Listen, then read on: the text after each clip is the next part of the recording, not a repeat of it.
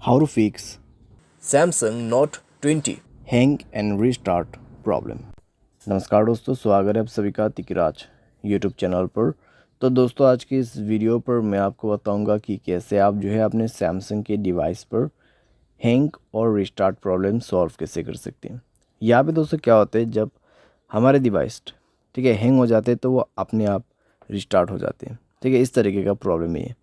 तो अगर दोस्तों आपकी जो डिवाइस है ठीक है सैमसंग का, वो भी अगर हैंग हो जाते, हैंग होने के बाद अपने आप रिस्टार्ट भी हो जाते, तो ये किस तरीके का प्रॉब्लम है, ठीक है, और आपको कैसे ये प्रॉब्लम फिक्स करना होगा, आज के इस वीडियो पर मैं आपको सॉल्यूशन बताने वाला हूँ। वीडियो को अंत तक देखिए, जो भी सॉल्यूशन मैं आपको बताऊँगा उसको फॉलो करें, आपका प्रॉब्लम सॉल्व्ड हो जाएगा। ठीक है, वीडियो शुरू करने से पहले दोस्तों, अगर आपने चैनल को सब्सक्राइब नहीं किया है तो सब्सक्राइब करते हुए बेल आइकन को क्लिक करें। अगर आप ऑनलाइन पैसा कमाना चाहते हैं तो वीडियो डिस्क्रिप्शन पर आपको लिंक मिल जाएगा। किसी भी प्रॉब्लम के रिगार्डिंग पर आप हमें ट्विटर पर फॉलो करके मैसेज करें। तो चलिए दोस्तों, वीडियो शुरू करते हैं। तो यहाँ पे दोस्तों जो हैंग एंड रिस्टार्ट प्रॉब्लम है, ठीक है, तो उसको फिक्स करने के लिए आपको सबसे पहले तो स्टोरेज में से क्लीन अप करना होगा। स्टोरेज को क्लीन कीजिए और मोबाइल पे कई सारे एप्लीकेशंस है तो उसको डिलीट कीजिए।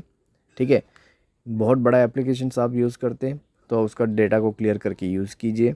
इससे आपका जो रैम है वो खाली होगा। ठीक है, और कोई भी दोस्तों एप्लीकेशन जो कि बैड एप्लीकेशंस होगा उनको भी डिलीट कर दीजिएगा।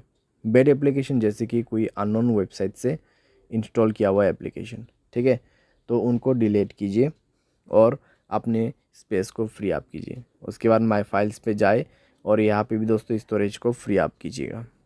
ठीक है, जब स्टोरेज आपका 40 to 30% एम्प्टी हो जाएगा, तब आप अपने मोबाइल सॉफ्टवेयर को अपडेट करेंगे। ठीक है, मोबाइल सॉफ्टवेयर को अपडेट करेंगे। मोबाइल सॉफ्टवेयर अपडेट होने के साथ ही साथ आपका प्रॉब्लम सॉल्व हो जाएगा। ठीक है, तो हैंग और रिस्टार्ट का जो इशू है आप इसी तरीके से फिक्स कर सकते हैं। तो ये सॉल्यूशन को आप फॉलो करके देखिए, प्रॉब्लम सॉल्व हो जाना चाहिए। अगर सॉल्व हो जाता है तो अच्छी बात है। अगर इसके बाद भी प्रॉब्लम आते हैं तो आपको जाना है general management, reset and then factory data reset. ठीक है, फैक्ट्री डेटा रीसेट पे जाके आपको डायरेक्टली मोबाइल रीसेट कर देना है। जैसे रीसेट करोगे आपका प्रॉब्लम सॉल्व हो जाएगा।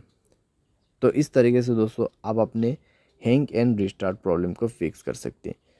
तो जितना भी मैंने आपको सॉल्यूशन बताया दोस्तों, उसी को फॉलो कीजिएगा तो आपका प्रॉब्लम सॉल्व हो जाएगा। आपको कोई भी दिक्कतें बाद में नहीं होगा।